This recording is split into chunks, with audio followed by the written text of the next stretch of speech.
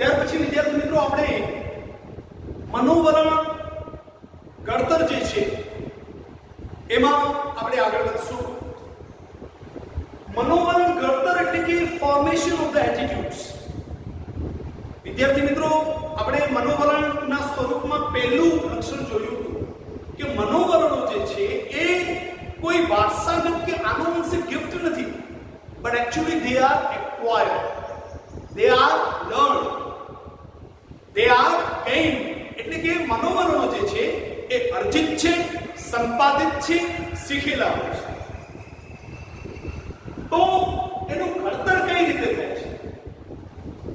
બરાબર, માની લો XYZ વ્યક્તિ એક જ છે, પરંતુ એનું ઉછેર અને શિક્ષણ જો બહુ સકારાત્મક વાતાવરણમાં પોસિબલ બન્યું હશે, બરાબર, સ્પષ્ટ સાંભળો, જો જે તે વ્યક્તિનું ઉછેર એઝ વેલ એઝ એનું શિક્ષણ જે છે એ શિક્ષણ સકારાત્મક વાતાવરણમાં જો શક્ય બન્યા હશે તો એ વ્યક્તિના મનોવલણો અને એ જ વ્યક્તિને માની લો કે એનું ઘડતર જે છે એ બહુ જ જેને કહીએ કે નબળું હશે, असलामती या भय या लघुता ग्रंथि प्राथमिक કહી શકાય એવી જરૂરિયાતોના અભાવમાં, બરાબર, જેને કહીએ કે અપમાનિત વાતાવરણ જો એને મળશે અને નેગેટિવ શિક્ષણ જો નેગેટિવ શિક્ષણના વાતાવરણમાં એ વ્યક્તિ જો રહેશે યા એ વ્યક્તિ જો अनुकूलन साधसे के समायोजन साधसे तो विद्यार्थी मित्रों ये व्यक्ति ना मनोवलणो they will be quite negative, quite destructive, quite harmful. तो આપણે જોઈએ મનોવલણનું ઘડતર જે છે એના માટે કયા કયા પરિબળો જવાબદાર છે અથવા કઈ કઈ રીતે મનોવલણનું ઘડતર કરી શકાય છે. પહેલું છે શાસ્ત્રીય અભિસંધાન. યાદ કરો ઇવાન પેટ્રોવિચ પાવલોવ. શાસ્ત્રીય અભિસંધાન, પ્રશિષ્ટ અભિસંધાન દ્વારા શિક્ષણ અંગેનો જેમણે સિદ્ધાંત આપ્યો એ ઇવાન પેટ્રોવિચ પાવલોવને યાદ કરો તો આપણે શીખ્યું હતું, બરાબર, કે એને શું સાબિત કરીને બતાવ્યું કે અનઅભિસંધિત તમને યાદ હશે બતાવ્યું, બરાબર, અનઅભિસંધિત ઉદ્દીપક જે છે, અનકન્ડિશન્ડ સ્ટિમ્યુલસ જે છે, એ અનઅભિસંધિત ઉદ્દીપક એટલે કે ખોરાકની સાથે ખોરાક જો રજૂ કરવામાં આવે છે તો અનઅભિસંધિત પ્રતિક્રિયા એટલે કે લાળનું ઝરવું પ્રાપ્ત થાય છે. પરંતુ જ્યારે તટસ્થ ઉદ્દીપક એટલે કે જેને આપણે કહી શકીએ અભિસંધિત ઉદ્દીપક, કન્ડિશન્ડ સ્ટિમ્યુલસ, યસ, ઇંગ્લિશમાં પણ થોડું યાદ રાખવું જરૂરી છે કે જ્યારે કન્ડિશન્ડ સ્ટિમ્યુલસ એટલે કે અભિસંધિત ઉદ્દીપક જેને CS કહેવાય છે, એ કન્ડિશન્ડ સ્ટિમ્યુલસ અભિસંધિત ઉદ્દીપક એટલે કે ઘંટડીનો અવાજ જે છે એની સાથે સાથે ખોરાકની જો રજૂઆત કરવામાં આવે છે તો આપણને પાછું એ જ જે છે અનઅભિસંધિત પ્રતિક્રિયા એટલે કે લાળનું ઝરવું પ્રાપ્ત થાય છે. આવા અનેક વખતના પ્રયોગો પછી માત્ર અને માત્ર પાવલોવ જે છે એ અભિસંધિત ઉદ્દીપક, આપણે કન્ડિશન્ડ સ્ટિમ્યુલસ જેને કહીએ છીએ, એ માત્ર ઘંટડીનો અવાજ કરે છે યા ઘંટડી વગાડે છે ને કૂતરો જે છે એ લાળ જરાવે છે. જે પ્રતિક્રિયા જે ખરેખર અભિસંધિત પ્રતિક્રિયા છે, પરંતુ કોના જેવી છે? અનઅભિસંધિત પ્રતિક્રિયા જેવી જ છે.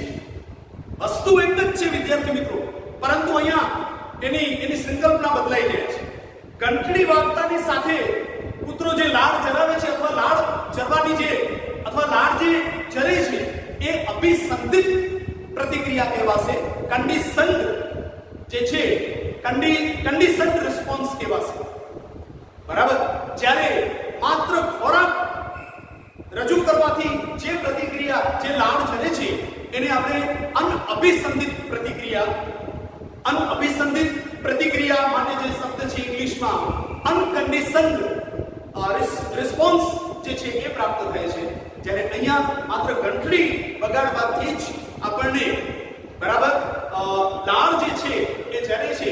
એટલે કે આપણે એમ કહી શકીએ કે અભિસંધિત ઉદ્દીપકની હાજરીમાં પણ અનઅભિસંધિત પ્રતિક્રિયા જેવી જ પ્રતિક્રિયા મળે છે, જેને આપણે અભિસંધિત પ્રતિક્રિયા કહીએ છીએ. હવે આને વ્યવહારમાં લાગુ પાડી શકાય. વ્યવહારમાં કઈ રીતે લાગુ પાડી શકાય?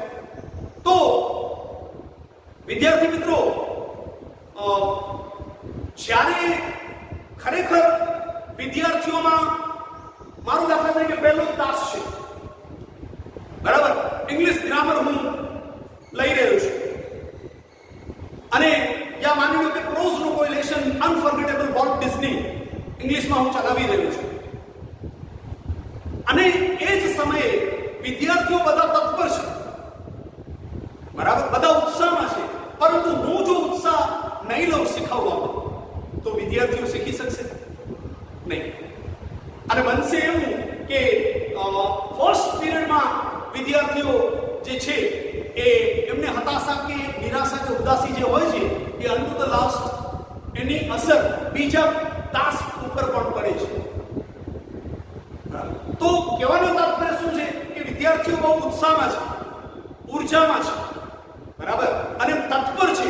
તો એવા સમયે જો હું એમને શીખવાડું છું ત્યારે હું તમને અનફર્ગેટેબલ વોલ્ટ ડિઝની જે છે યા sunrise on the Kanchenjunga poem જે છે એને હું તમને એક્સપ્લેન કરું છું, યા કોઈ પણ ડાયરેક્ટ ઇનડાયરેક્ટ છે, એક્ટિવ પેસિવ વોઇસ છે, ડિગ્રીઝ છે, ફંક્શન્સ છે, યા ઘણી બધી એવી જે ગ્રામેટિકલ આઇટમ્સ જે છે એમાંથી આપણે કાંઈ પણ શીખીશું તો તમે જે છે એ તમારી તત્પરતા છે, તમારામાં ઉત્સાહ છે, તમારામાં ઉર્જા છે, પરિણામ સ્વરૂપ તમે બધું જ ગ્રહણ કરી શકશો.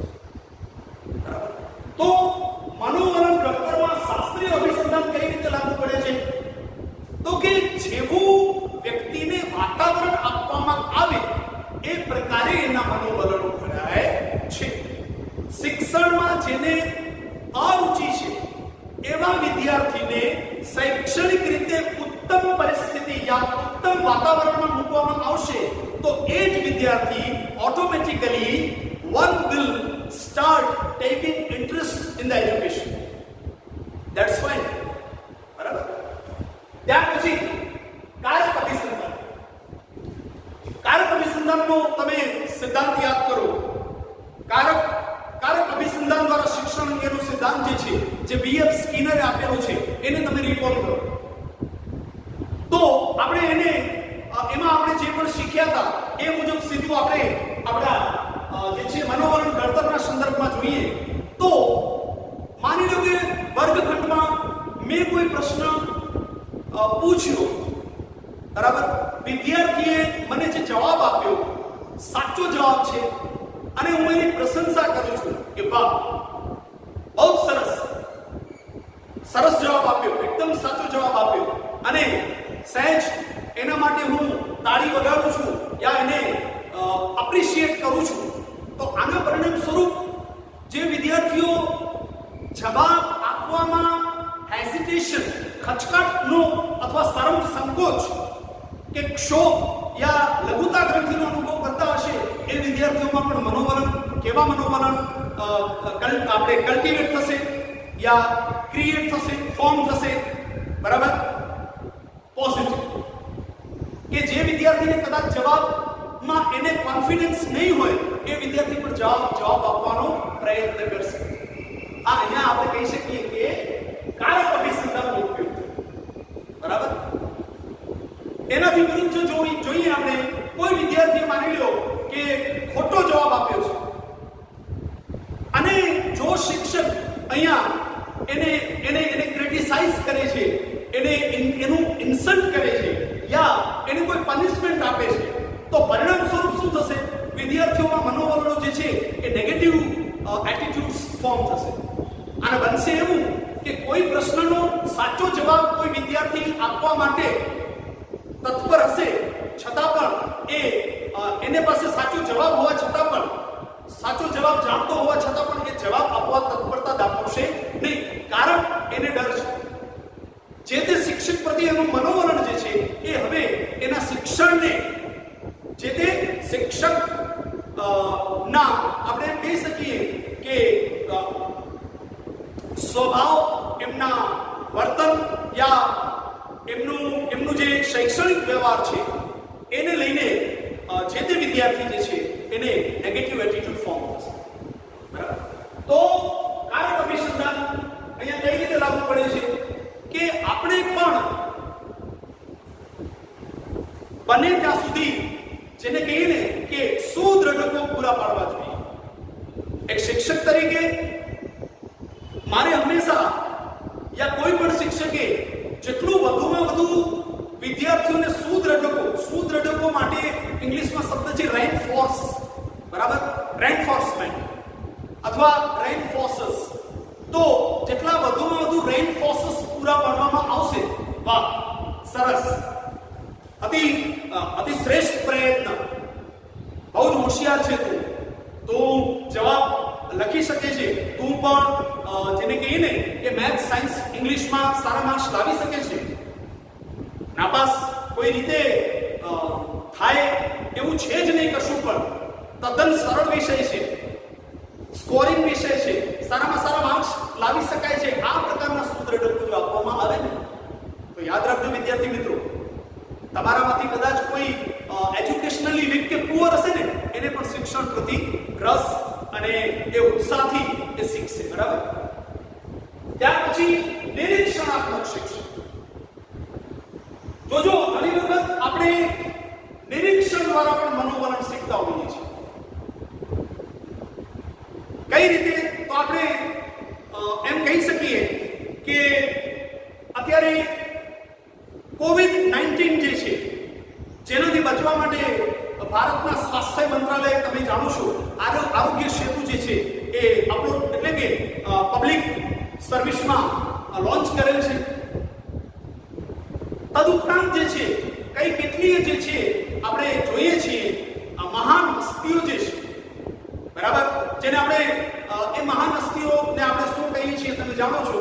આવી મહાન હસ્તીઓ માટે આપણે શબ્દ વાપરીએ છીએ સેલિબ્રિટીઝ, બરાબર, લેજેન્ડરીઝ, અને આ બધા જે બ્રાન્ડ એમ્બેસેડર્સ જે છે, મહાન ક્રિકેટર સચિન તેંડુલકરજી કે પછી આપણા ફિલ્મ ઇન્ડસ્ટ્રીઝના અક્ષય કુમાર અને એવી કઈ કેટલીય હસ્તીઓ જે છે, બરાબર, સંગીતની દુનિયામાં કહીએ તો આપણે હરિહરન સાહેબ અને આવી કઈ કેટલીય હસ્તીઓ જે છે, સેલિબ્રિટીઝ, લેજેન્ડરીઝ, જે બ્રાન્ડ એમ્બેસેડર્સ જે છે એ અવારનવાર જાહેરાતોના માધ્યમથી આપણને શીખવાડે છે કે આવી પરિસ્થિતિમાં આપણે માસ્ક પહેરવું જોઈએ, તદુપરાંત આપણે સોશિયલ ડિસ્ટન્સિંગ મેન્ટેન કરવું જોઈએ, તદુપરાંત આપણે અવારનવાર, બરાબર, મિનિમમ 20 સેકન્ડ્સ સુધી આપણે સેનિટાઈઝ કરવા જોઈએ આપણા હાથને. બરાબર? તો આને દ્વારા શું થાય છે? આપણા મનોવલણો જે છે એ કેળવાય છે, એનું ઘડતર થાય છે. કઈ રીતે? તો હવે આપણા મનોવલણો જે છે એ પ્રકારના થઈ ગયા છે. જોકે આ બધાને લાગુ નથી પડતું. જે કોઈ છે, માની લો, જે કોઈ માણસ, ઘણી વખત એવું બને છે કે મોટા ભાગે નોકરી યા ધંધામાં પરોવાયેલા લોકો જે છે, જે લોકો ટિફિન લઈને જતા હોય છે, એ ઘણીવાર બપોરે સીધી ભૂખ લાગતા રિસેસનો સમય પડે યા ગ્રાહક કોઈ ન દેખાય એટલે ટિફિન ખોલી તુરંત ખાવાનું શરૂ કરી દેતા.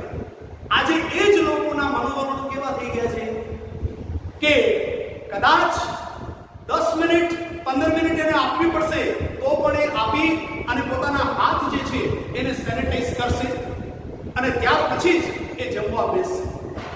તો આ પ્રકારનું જે શિક્ષણ જે છે યા આ પ્રકારના મનોવલણોનું ઘડતર જે છે એ કઈ રીતે થયું?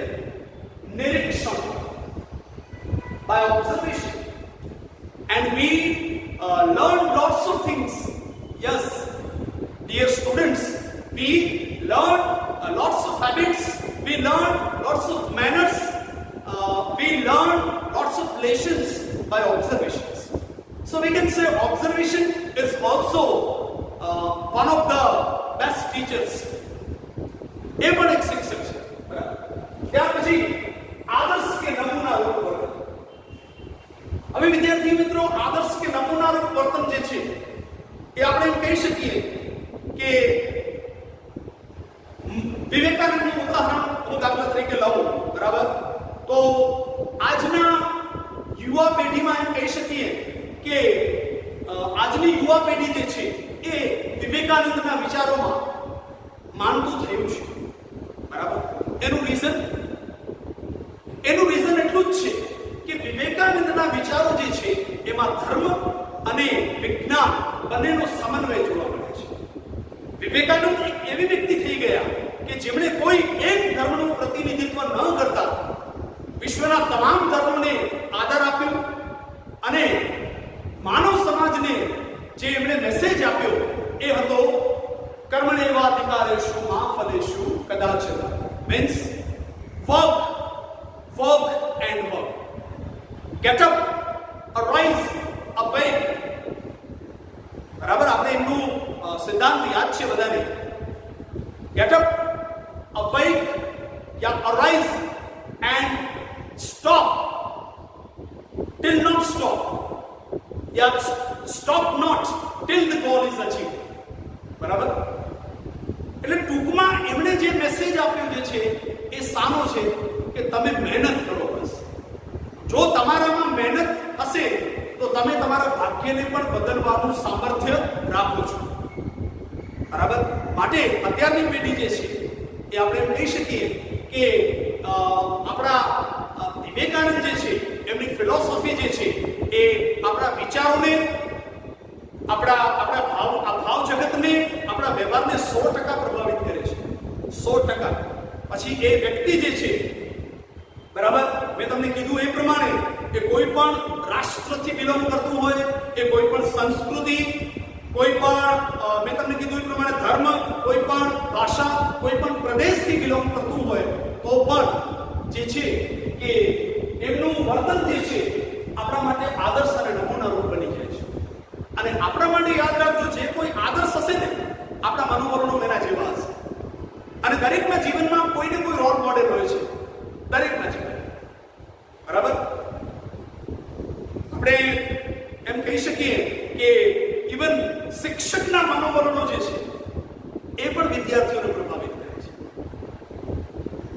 માટે શિક્ષકે એના મનોવલણોમાં શક્ય તેટલા નહીં, must B positive, always positive બનવું જોઈએ. કારણ કે જેટલા એના મનોવલણો સકારાત્મક હશે, જેટલા એના મનોવલણો હેલ્ધી હશે, જેટલા એના મનોવલણો ફેવરેબલ હશે, વિદ્યાર્થીઓને વધુમાં વધુ શિક્ષણમાં રસ લેતો, શિક્ષણમાં ઉત્સાહપૂર્વક શિક્ષણ લેતો, બરાબર, ઉમંગ સાથે એક ઉત્સવની જેમ એ શિક્ષણમાં ભાગીદાર બનશે અને પોતાનો જે છે એ સર્વાંગી વિકાસ સાધી શકશે, બરાબર?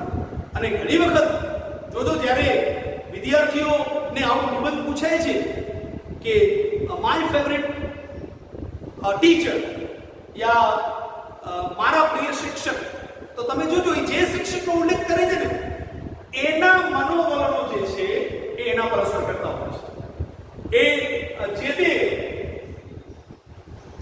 શિક્ષક જે છે એના વિચાર, એના ભાવ, એનું ભાવ જગત, એનું વર્તન વ્યવહાર થી એ જે તે વિદ્યાર્થી જે છે, બરાબર, જે સ્ટુડન્ટ જે છે એ જેને કહીએ ને કે પ્રભાવિત થાય છે અને એના જેવા જ મનોવલણોનો એમાં વિકાસ થાય છે, બરાબર? તો આપણે આ રીતે જોયું કે મનોવલણ ઘડતરમાં મુખ્યત્વે કઈ રીતે મનોવલણો જે છે એનું ઘડતર કરી શકાય.